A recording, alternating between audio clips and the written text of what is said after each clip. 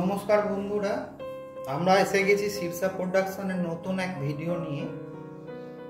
Video শুরুতেই বলে রাখি, অনেকদিন পর আমরা ভিডিও করছি।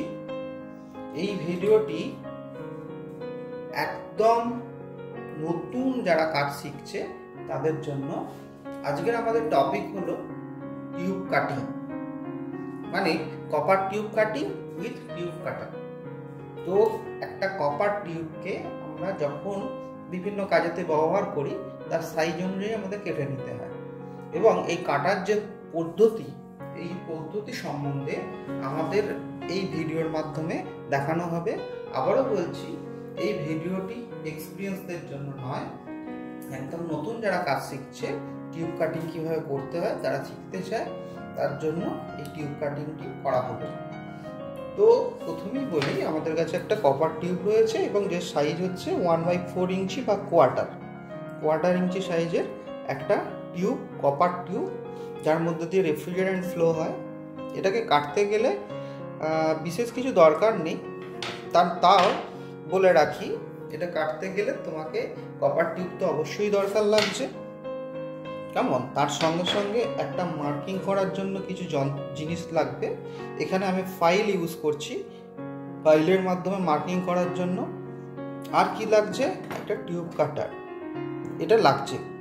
এছাড়া আমাদের কি লাগছে না, আপনি কতখানি মাপের কাটবো সেই কাটিংটা মেজার করার জন্য আমাদের এখানে কি দরকার লাগবে? একটা মেজারিং টেপ বা স্কেল দরকার লাগবে।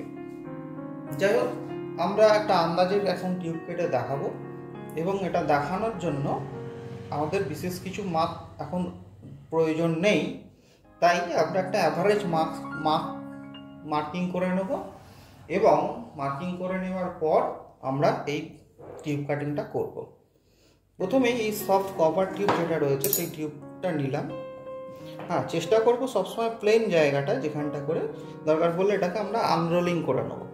দেখো কিভাবে আনরোলিং করছি, ঠিক আছে? এটা সমান নেই, এটাকে সমান করে নিতে পারি, ঠিক আছে?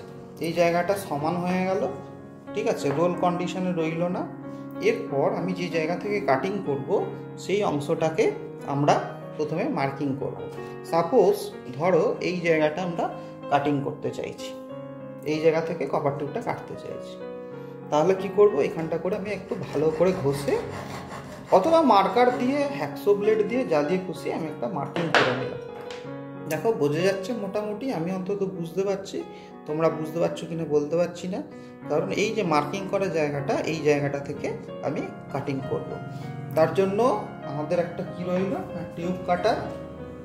এই টিউব কাটারটা দেখতে পাচ্ছ কিরম জিনিস, এর মধ্যে একটা ব্লেড রয়েছে, আর এই জায়গাটা করে একটা ভি ব্লক রয়েছে, কেমন?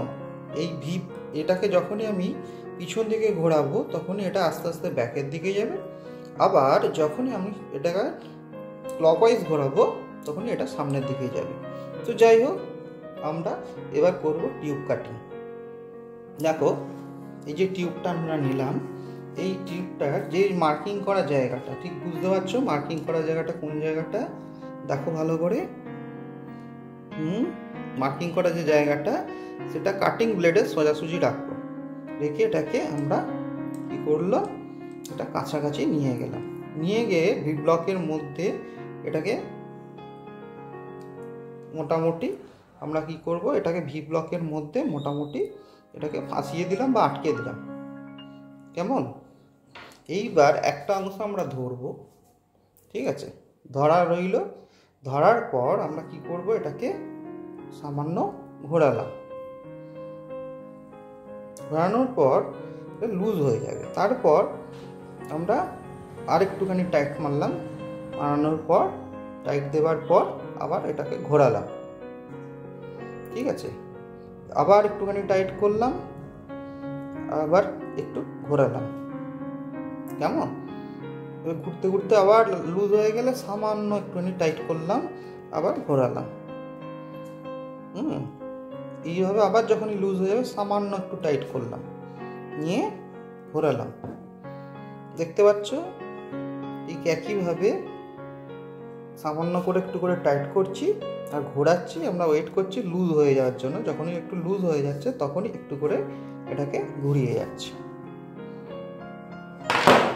দেখো অলরেডি আমার দুটো অংশ ভাগ হয়ে গেছে, এখানে লাগানো ছিল, এটা কেটে গেছে। ঠিক আছে, এইভাবে আমরা যে কোনো সাইজ অনুযায়ী কপার টিউবকে টিউব কাটারের মাধ্যমে বা সব কপার টিউবকে আমরা কাটতে পারি। খালি কিছু জিনিস আমাদের মাথায় রাখতে হবে টিউব কাটিংয়ের সময়।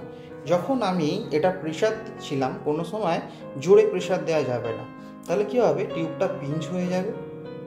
আর কি মনে রাখতে হবে না, যখন আমরা টিউব কাটিং করছি তখন দেখতে হবে পিঞ্চ সারফেস, মানে এটা একদম প্লেন ছিল, ঠিক আছে। এটা যদি কোনো তাবড়া মানে বেন্ড করা থাকতো, তিবড়ে থাকতো বা চেপে থাকতো বা পিঞ্চ হয়ে থাকতো, তাহলে কিন্তু টিউব কাটারটা ঘোরানো যেত না এবং এত সহজে কাটা যেত না। এটা আমাদেরকে কিন্তু মাথায় রাখতে হবে। তাহলে কি বললাম না, প্রথমে বেশি প্রেশার দেওয়া যাবে না। আর কি করতে হবে না, যখনই আমরা টিউব কাটিং করছি সেই সময়টা করে দেখতে হবে একদম সারফেসটা পরিষ্কার যেন থাকে। বোঝা গেল? আর কি না, আরেকটা জিনিস, এটা শুধুমাত্র কপার টিউব কাটিংয়ের জন্য এই প্রসেসটা, কেমন, সফট কপার টিউব কাটিংয়ের জন্য টিউব কাটারের মাধ্যমে কাটতে পারি। কিন্তু যদি কোনো সময় স্টিলের টিউব বা ব্রেজিং করা হার্ড হয়ে যাওয়া টিউব যদি থাকে, সেটাকে কিন্তু আমাদের টিউব কাটিং করতে যাওয়াটা ঠিক হবে না। তাতে কি হতে পারে না, তাতে আমাদের ব্লেডটা নষ্ট হয়ে যেতে পারে, ব্লেডটা নষ্ট হয়ে যেতে পারে, বা টিউব কাটিংটা কাটিং হবে না, উল্টে পিঞ্চ হয়ে যাবে। কেমন, এই ছোট্ট ভিডিও তোমাদের জন্য তৈরি করলাম। যারা নতুন কাজ শিখছো বা নতুন শিখতে চাইছো বা দেখতে চাইছো, তারা কিন্তু এই প্রসেসে টিউব কাটিং করতে পারো। ম্যাক্সিমাম জায়গাতেই কভার টিউব থাকে, সেক্ষেত্রে এইভাবে কাটিং করা যেতে পারে। ওকে, তো দেখতে থাকো শীর্ষা প্রোডাকশানে। আশা করি খুব শিগগিরই আমরা শীর্ষা প্রোডাকশানের নতুন ভিডিও নিয়ে আসবো। ভিডিওটি দেখার জন্য ধন্যবাদ সকলকে। এবং আবারও বলছি, এটা নতুন যারা করছো, কাজ শিখছো, তাদের জন্য। ওকে, থ্যাংক ইউ ভেরি মাচ।